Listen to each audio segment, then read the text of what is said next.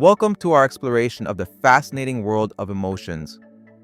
Today, we're diving deep into how emotions are made, where they come from, both energetically and spiritually, and practical techniques for mastering them. Are you ready for an emotional intelligence upgrade? Our journey draws from diverse sources: ancient Chinese medicine, Lisa Feldman Barrett's groundbreaking neuroscience in How Emotions Are Made, and esoteric wisdom from Martinez Pascuales. By weaving together these different perspectives, we'll gain a richer understanding of our emotional landscape. Let's begin with neuroscientist Lisa Feldman Barrett's revolutionary concept that emotions aren't hardwired in our brains, but are actually constructed. Think of your brain as a chef, constantly whipping up emotions from a recipe of body sensations and past experiences. Barrett calls this process prediction. Your brain uses past experiences and concepts to interpret bodily sensations and environmental cues. This interpretation becomes the emotion you experience. Consider this. You see a bear in the forest. Your heart races. But it's not an automatic bear equals fear reaction. Instead, your brain notices your racing heart, recognizes the large furry creature, and based on what you know about bears, constructs the emotion of fear. Context is crucial in this construction process. A bee buzzing under your door might trigger terror, with your heart pounding in your chest. But those exact same physical sensations while watching a bee documentary could be experienced as excitement or fascination. This active participation in creating our emotions challenges traditional views. We're not passive recipients of emotional experiences, but active constructors of our emotional reality. How does this construction of emotions develop throughout our lives? Research highlighted in The Handbook of Emotions offers fascinating insights. Even infants can recognize basic facial expressions, suggesting some innate understanding of emotions. But around ages 2 to 3, something remarkable happens. Children develop the ability to think, "I am scared," rather than just feeling scared. This shift marks a crucial developmental milestone. When a child repeatedly experiences fear in certain contexts, their brain begins wiring that context to fear, solidifying that "I am scared" connection. These early experiences shape our emotional patterns, how we typically react throughout our lives. Our emotional repertoire is strongly influenced by these foundational years, affecting how we experience and express emotions as adults. Understanding this process helps us navigate our present emotional responses with greater awareness and compassion. It's like uncovering the roots of our emotional tree to understand why it bears certain fruit. Now let's explore emotions through the lens of Chinese medicine, where emotions connect to our physical body through energy flows. Jerry Allen Johnson's book, Chinese Energetic Medicine, explains this through the concept of qi, the life force energy flowing through our bodies. This energy moves through specific pathways called meridians, affecting both our physical and emotional health. What's fascinating is how specific emotions link to specific organs. Grief affects the lungs, anger influences the liver, fear impacts the kidneys, and so on. These aren't just metaphorical connections, but energetic relationships that Chinese medicine has recognized for thousands of years. This perspective suggests that emotions aren't just experienced in the mind, but felt energetically throughout the body. The connection between emotions and organs could be part of Barrett's construction process. The way our brains interpret physical sensations to create emotions may be influenced by this energetic interplay. The Western and Eastern approaches to emotions, while seemingly different, offer complementary insights into the complex nature of our emotional experience. They're like two pieces of the same puzzle, helping us build a more complete picture. Beyond the physical and energetic aspects of emotions lies the spiritual dimension. Martinez Pascuales, whose teachings are outlined in Ici Libre Edit, offers a complex cosmology that has surprising implications for our understanding of emotions. Pascuales describes a grand order of creation with emanated spiritual beings, some of which stray from their divine purpose. Within this intricate framework, he makes an important point. Humans are thinking beings with a unique ability to connect with the divine. This raises a profound question. Could mastering our emotions, truly understanding and using their power, be a pathway to accessing higher levels of consciousness and connection to the divine? This spiritual perspective adds another layer to our exploration, suggesting that emotional mastery might be more than just personal well-being. It could be part of our spiritual evolution as human beings. Let's bring our exploration down to earth with practical techniques for working with emotions.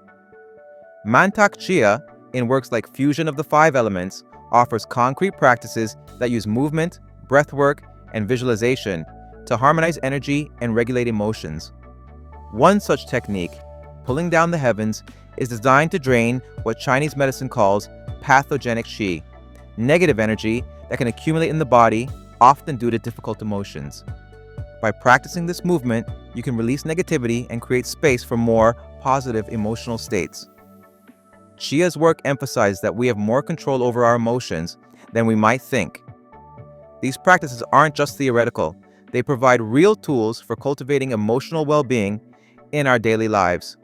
By incorporating such techniques into our routine, we can develop greater emotional resilience and balance, transforming our relationship with challenging emotions.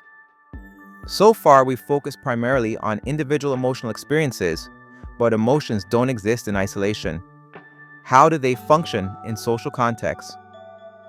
The Handbook of Emotions discusses the phenomenon of emotional contagion, the idea that emotions can spread from person to person, similar to how yawns are contagious. Our brains pick up subtle cues from others. We mirror their expressions, body language, and tone of voice, helping us understand and empathize with their feelings. This makes us part of a larger emotional ecosystem, constantly influencing and being influenced by those around us. While this connection allows for empathy and social bonding, it also raises questions about emotional boundaries. Are we simply at the mercy of others' emotional states? Not necessarily. While we are susceptible to emotional contagion, we're not powerless against it. The techniques we discussed earlier can help us stay grounded even when surrounded by difficult emotional energy. The key is finding the balance between empathy and self-protection, being caring and supportive without letting others' emotions completely dictate our own. Understanding this interconnectedness helps us navigate social situations with greater awareness and skill. Our understanding of emotions has significant implications for health and healing. Remember the connection between emotions and organs in Chinese medicine? Increasingly, Western medicine is acknowledging this mind-body connection, recognizing how emotional well-being impacts physical health. This shift is leading to exciting developments in integrative medicine, where conventional treatments are combined with complementary therapies that address emotional well-being. Practices like mindfulness, meditation, and qigong are finding their place alongside traditional medical approaches. This holistic perspective suggests that emotional healing can contribute to physical healing and vice versa. It's not just about treating symptoms, but addressing the emotional factors that might be contributing to illness.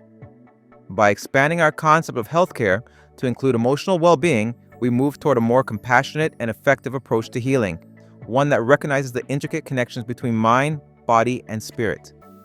As we develop greater emotional intelligence, we must consider how to use this knowledge responsibly. Emotional intelligence isn't just about understanding emotions, but putting that knowledge into action, building stronger relationships, making better decisions, and creating positive impacts in our lives and the lives of others. However, this understanding raises ethical questions. If we know how emotions are constructed, could this knowledge be used to manipulate others? While emotional influence can be used positively, think of therapists helping people heal or teachers inspiring students, it could also be misused by marketers exploiting insecurities or politicians leveraging fear.